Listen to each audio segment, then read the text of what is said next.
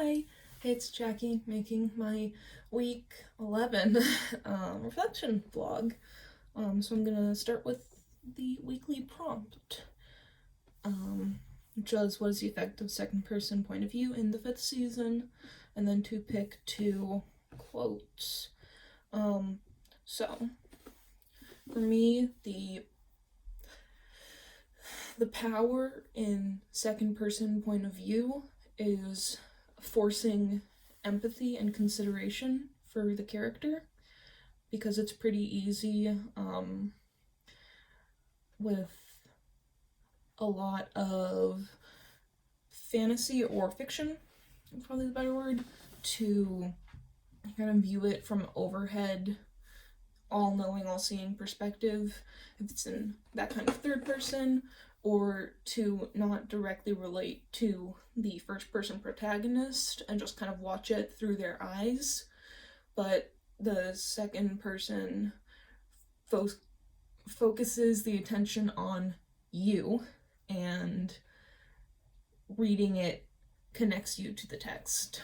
One of the quotes I chose was, I'm trying to figure out which ones are first. Okay.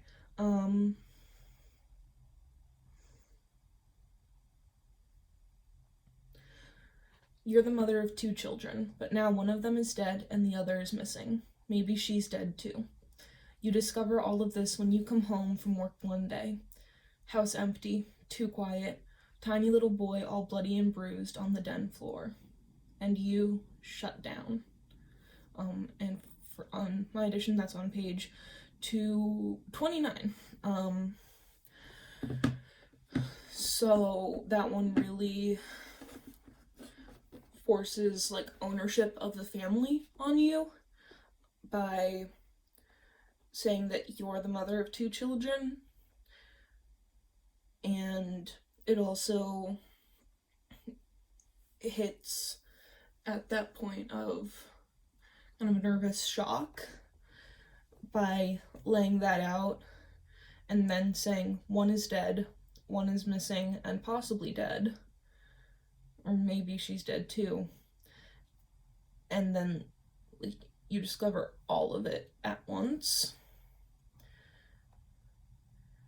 And it also sets up that kind of loneliness in the short passages. House empty, too quiet, but then drags out the image of a dead kid on the floor with tiny little boy all bloody and bruised on the den floor, which is the longest passage in that sentence.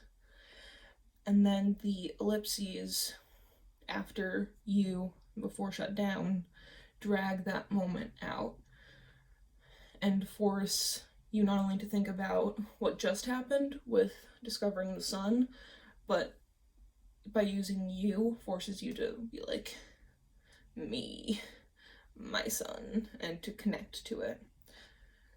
And then shut down just abruptly ends it. Second quote is on page 226 in my copy. You'll get by. You have no choice. Not as long as one of your children could be alive. I think this one really forces you to connect because it's giving you an ultimatum and saying you have no choice, not as long as one of your children could be alive, even though it's not a definite.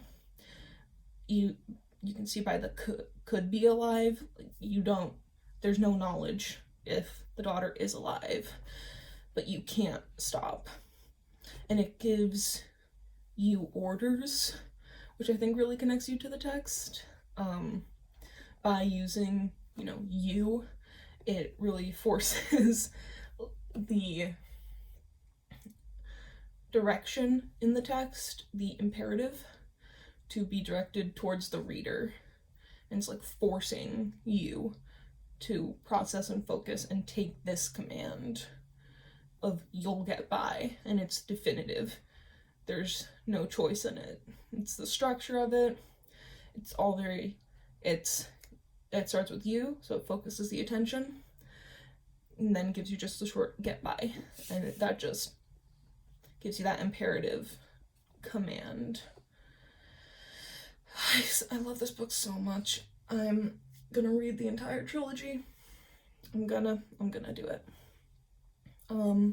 What I learned from the discussion boards, I really liked, or I learned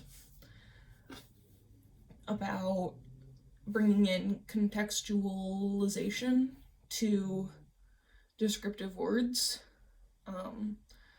or to basic descriptors, by Tiffany's question in the second on the Wednesday chat about what the obelisks mean,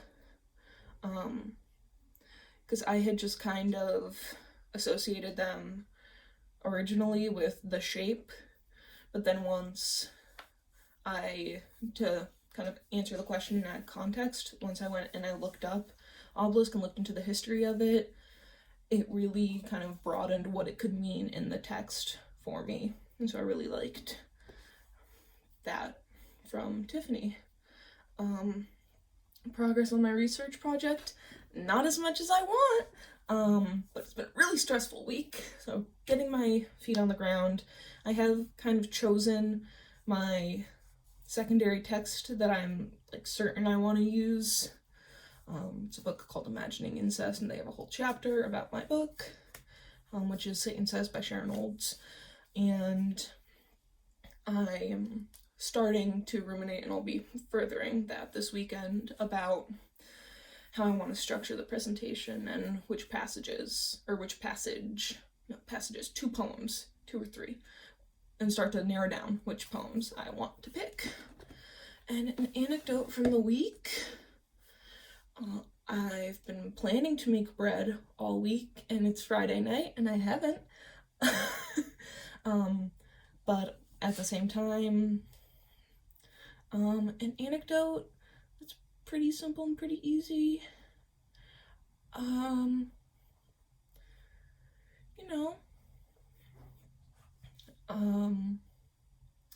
My family we've set up a schedule for, 3 times a week. We're going to order a meal from somewhere to keep smaller businesses kind of in our area a little supported in the middle of this. So we do a breakfast, a lunch, and a dinner every week that we order out and then go pick up, keeping 6 feet of distance, always doing that. But this week we had pasta from an Italian joint nearby, and this morning we actually got omelets from a really small cafe. So that's been my week and what I learned. I love this book so much. I'm so excited to keep reading it, but I'm not reading ahead. Bye!